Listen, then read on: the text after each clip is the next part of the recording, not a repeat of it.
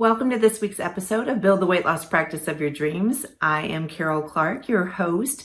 And in this month, this loving month of February, we are talking about referrals because we love referrals. And so we're focusing on that in the podcast and also in Bariatric Business Boss. We're doing a real deep dive there. So what the plan is today is to talk about your best sources for referrals, because actually your referrals, as you know, are your greatest compliment. They are wonderful and they actually make it easier for you to work with more patients and new patients. So who doesn't want more of that? So today's podcast is all about where your various sources of referrals are. And then next week, we're going to talk about how to sort of grease the wheel. So those are coming in on a regular basis. And then the week after that, we'll talk about the nuts and bolts of a referral program. And then after that, a little bit about whether or not you should reward those that refer patients to you. So anyhow, that's what we're talking about in this month of love, about loving referrals. But before we get to it, I also want to share with you that you have access to a free guide. It's how to 10x the number of referrals in your practice. So there's a link below, or just email me, Carol, K-A-R-O-L, at weightlosspracticebuilder.com, and I'll get that right over to you. So make sure to get that free guide. I'll be offering that throughout this whole entire month. So on to the best referral sources for your practice. There really are so many benefits because number one, it's low or no cost when you get referrals into your practice.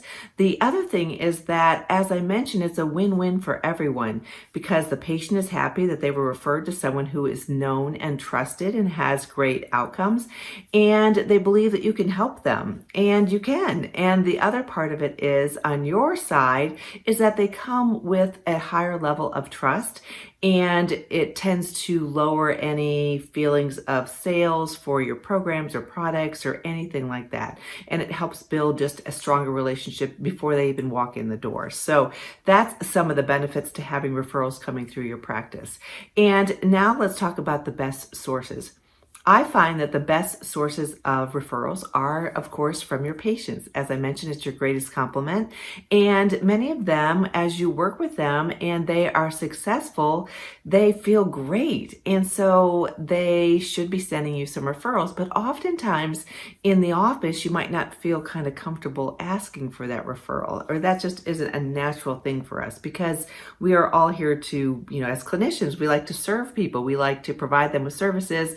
We love to help them. And so it's not a natural part of our DNA necessarily to then ask for a referral. So next week, I'm going to get into greasing the wheel so that becomes second nature to your team. And not necessarily for the physician to be asking, but your patients really are your best referrals. And this can come from them directly referring someone to you. It could be a testimonial from them.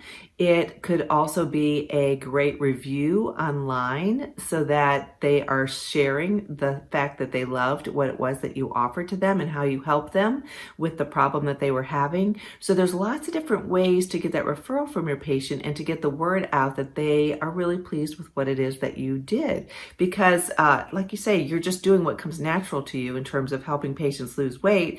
So we want that to kind of create a snowball effect where there are constantly more referrals coming into your practice. And this, once it becomes a natural part of the process in your practice, it's actually so rewarding. And you have referrals coming in and it's people that are like those that you love working with. And it just increases that overall number of patients. And also, the types of patients that you're working with that you can help improve their lives as well. So your patients are, I think, your number one referral source. And the second group of referral source is physician referrals. So into your practice, this can get a little bit tricky because oftentimes there's medical groups or there's, some ways that whether you're supposed to or not, where referrals kind of get funneled along. But this is also one of those things that can be very beneficial for you. And whether it's your patient or physicians, it's all about the relationship that you develop with them. And so whether it's someone in your office who's going out to those referring physicians, or whether it's you or a combination, which is usually ideal, it can be a great way to get referral sources. Because the reality is a lot of primary care doctors, they're they're so busy, they don't have time to address weight loss issues. Yet they know that they have 2/3 of their population coming through their door that are overweight, and they would love to have a great place that they know they can feel comfortable sending their patients.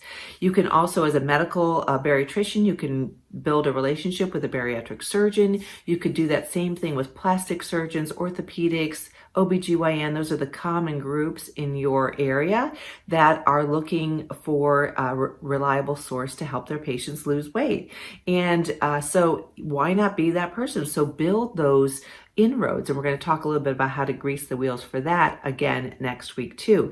And like I say, we're doing a deeper dive in Bariatric Business Boss. So that is another great referral source for you. The other thing is some local groups. So you might be able to get out there and do a presentation virtually or eventually in person again. And it could just be a local women's group. It could be a local group of people who are realtors. There's lots of groups out there that are looking for education, particularly in the area of weight loss, for their groups. And so you can be that resource for them. And whether you're doing that with presentations, whether you're doing it with, having a column in their newsletter or anything like that, is really, really helpful. So doing a webinar can be so simple nowadays. You can even go into their group Facebook Live and then you're shared out. And so all those it gets to be in a bigger area. I know we also utilize our building. We have a really great educational room. And so we let some local groups come in and use our space. And it's a natural referral back and forth because they're coming through our front door. Not so much during the pandemic, but it's starting to open up a little bit, hopefully soon. So that's another great way is with local groups and local media, you can become their relied upon source for all things weight loss. And then I already mentioned this a little bit, but online reviews, there's a little bit of some ways to make that easier, but from your patients and from anyone that you work with getting those online reviews, it's a form of a referral. It's them saying, I love what this person provides, and you need to go there if you want the same outcome that I had. So those are your best sources of referrals. And I love referrals, and I know you do too, and so why not increase those? And it just is a feel-good thing for everybody. So there's lots of different ways to streamline that and to make it easier. We're going to go over that next week. If you want that guide, it's the how to 10x your number of referrals in your practice. Be sure to download it via the link here or email me, Carol, Karol, at weightlosspracticebuilder.com. I'll be sure to get it right over to you. And in the meantime, I hope this served you well, and I hope you have an awesome day. Take care.